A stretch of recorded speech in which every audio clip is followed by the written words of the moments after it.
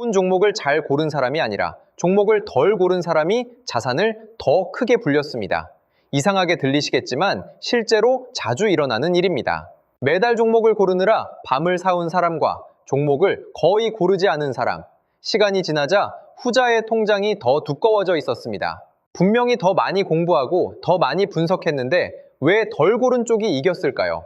여기에는 실력으로 설명되지 않는 이유가 하나 있습니다. 오늘은 그 이유를 이야기합니다. 종목을 덜 고른 사람이 오히려 자산을 더 불릴 수 있게 만든 구조, 바로 ETF 하나로 자산을 늘리는 방법입니다. 화려한 기법을 알려드리는 영상이 아닙니다. 왜 이 단순한 방식이 시간이 지날수록 유리해지는지 그 원리를 처음부터 설명하겠습니다. 그럼 먼저 이 이야기의 중심에 있는 ITF가 정확히 무엇인지부터 정리하겠습니다. ETF는 여러 종목을 하나의 바구니에 담아 거래소에서 주식처럼 사고 파는 상품입니다. 예를 들어 시장 대표 지수를 추종하는 ITF를 사면 그 지수에 포함된 수십에서 수백 개의 기업을 한 번에 사는 효과가 생깁니다. 개별 종목을 산다는 건 한 회사에 베팅하는 것입니다. ETF를 산다는 건 그 시장 전체에 베팅하는 것에 가깝습니다. 이 차이가 왜 중요한지는 위험의 구조를 보면 드러납니다. 개별 종목은 한 기업의 악재 하나로 크게 흔들릴 수 있습니다. 반면 수십 개 기업이 담긴 ITF는 한 기업이 무너져도 전체에 미치는 영향이 제한적입니다. 이것을 분산 효과라고 부릅니다. 여기서 오해가 하나 생깁니다. 분산이 되면 수익도 밋밋해지는 것 아니냐는 질문입니다. 맞는 지적입니다. ETF는 대박을 노리는 상품이 아닙니다. 대신 크게 잃지 않으면서 시장 평균을 꾸준히 따라가는 상품입니다. 그런데 바로 이 크게 잃지 않는다는 특성이 장기적으로는 강력한 무기가 됩니다. 이유는 복리에 있습니다. 자산을 불리는 핵심은 높은 수익률 한 번이 아니라 손실을 줄이면서 수익을 계속 재투자하는 데 있습니다. 숫자로 보겠습니다. 1억 원으로 한 해에 50%를 벌면 1억 5천만 원이 됩니다. 여기까지는 아주 좋아 보입니다. 그런데 다음 해에 50%를 잃으면 1억 5천만 원은 7,500만 원이 됩니다. 두 해 동안 오르내렸을 뿐인데 원금 1억이 오히려 2,500만 원 줄어든 것입니다. 여기서 더 중요한 사실이 있습니다. 50%를 잃으면 원금으로 돌아오기 위해서는 50%가 아니라 100%를 벌어야 합니다. 그래서 복리에서는 손실 관리가 가장 중요합니다. 이렇게 큰 손실은 복리를 근본부터 무너뜨립니다. 벌 때보다 잃을 때의 타격이 훨씬 크기 때문입니다. ETF는 바로 이 큰 손실의 확률을 낮추는 쪽으로 설계되어 있습니다. 그래서 시간이 길어질수록 개별 종목 투자보다 안정적으로 우상향할 가능성이 높아집니다. 이제 본격적으로 ETF 하나로 자산을 늘리는 구조를 4단계로 나눠 설명하겠습니다. 첫 번째 단계는 어떤 ETF를 고를 것인가입니다. 여기서부터 대부분의 사람이 첫 단추를 잘못 끼웁니다. ETF는 종류가 매우 많습니다. 시장 지수를 추종하는 것, 특정 산업만 담은 것, 배당에 집중한 것, 채권을 담은 것까지 다양합니다. 자산을 안정적으로 늘리는 것이 목표라면 출발점은 대개 넓은 시장 지수를 추종하는 ETF입니다. 특정 산업에 집중된 ITF는 그 산업이 좋을 때는 크게 오르지만 나쁠 때는 개별 종목처럼 크게 흔들립니다. 분산의 장점이 약해지는 것입니다. 그래서 처음에는 넓게 담는 ITF를 뼈대로 삼고 이후에 필요에 따라 다른 성격의 ETF를 곁들이는 순서가 안전합니다. 그렇다면 넓은 ETF는 아무거나 골라도 될까요? 그렇지 않습니다. 이름이 비슷한 ETF인데도 성과가 달라지는 경우가 있습니다. 그 차이를 만드는 것이 지금부터 확인할 3가지 항목입니다.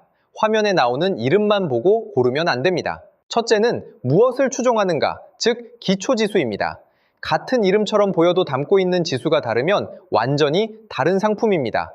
둘째는 운용보수입니다. ETF는 보유하는 동안 매년 일정 비율의 수수료가 자동으로 빠져나갑니다. 이 보수는 한 해로 보면 작아 보이지만 10년 이상 보유하면 최종 수익률에 무시할 수 없는 차이를 만듭니다. 셋째는 순자산 규모와 거래량입니다. 규모가 너무 작거나 거래가 거의 없는 ETF는 사고 팔 때 불리한 가격에 체결될 수 있습니다. 이 3가지 기초지수와 운용보수, 순자산 규모와 거래량은 HTS나 증권사 앱의 ITF 정보 화면에서 대부분 바로 확인할 수 있습니다.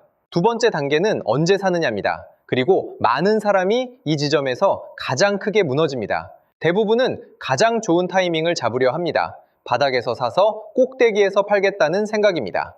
그런데 시장의 바닥과 꼭대기를 반복해서 맞히는 것은 전문가에게도 대단히 어려운 일입니다. 그래서 ETF 투자에서 자주 쓰이는 방식이 정해진 날짜에 정해진 금액을 기계적으로 나눠 사는 것입니다. 이렇게 하면 가격이 쌀 때는 자연스럽게 더 많이 사게 되고 비쌀 때는 더 적게 사게 됩니다. 평균 매입 단가가 완만해지는 효과가 있습니다.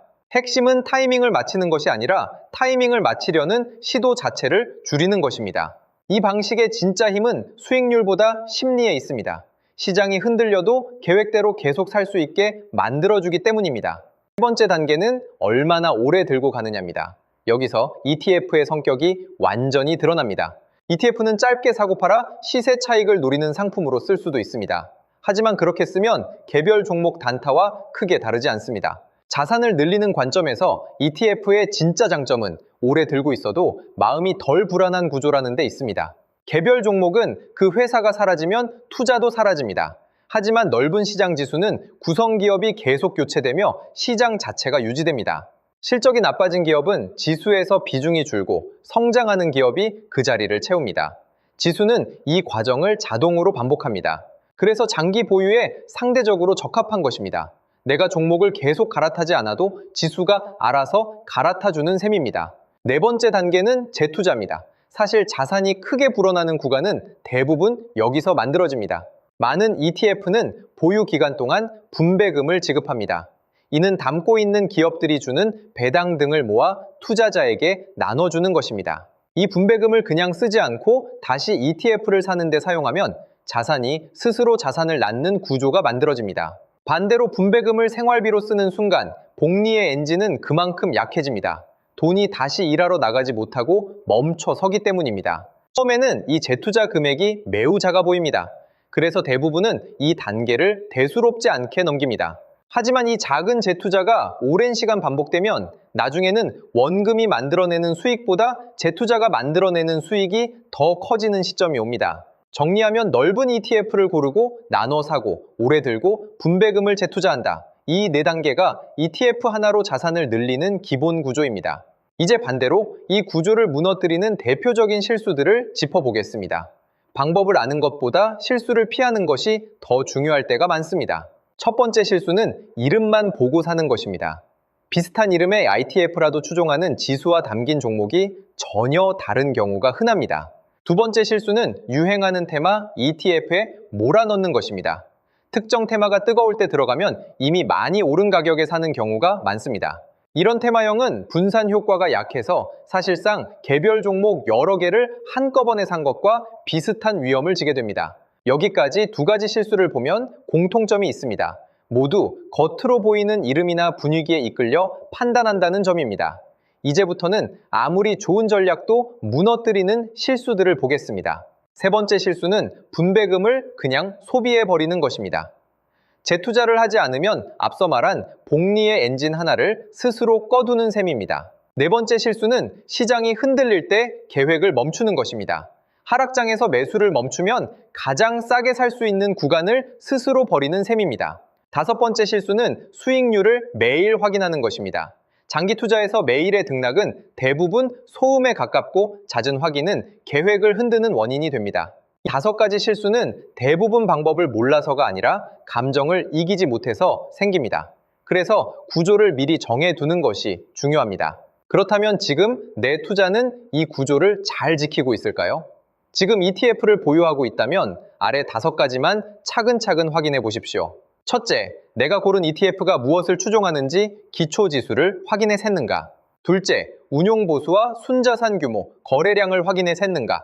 셋째, 언제 얼마씩 살지 나만의 규칙을 미리 정해 두었는가? 그리고 시장이 흔들려도 그 규칙을 지킬 수 있는 무리하지 않은 금액인가? 넷째, 분배금을 재투자할 것인지 미리 결정해 두었는가? 다섯째, 수익률을 매일 확인하며 계획을 흔들고 있지는 않은가? 이 다섯 가지에 스스로 답할 수 있다면 ETF로 자산을 늘리는 구조의 뼈대는 이미 갖춰진 것입니다. 오늘 내용은 특정 ITF나 종목을 추천하기 위한 것이 아닙니다. 모든 투자에는 원금 손실의 위험이 있으며 최종 판단과 책임은 투자자 본인에게 있습니다. 좋은 투자란 더 많이 선택하는 것이 아니라 좋은 구조를 오래 지키는 것입니다. ETF가 강한 이유도 바로 여기에 있습니다. 근데 여기서 자연스럽게 다음 질문이 생깁니다. 넓은 ETF 하나만 있으면 정말 충분한가? 아니면 성격이 다른 ETF를 어떻게 조합해야 하는가입니다. 다음 영상에서는 서로 다른 ITF를 어떻게 짝지어야 위험은 낮추고 안정성은 높일 수 있는지 그 조합의 원리를 다뤄보겠습니다. 오늘 구조가 도움이 되셨다면 다음 영상에서 이어서 확인해 보시기 바랍니다.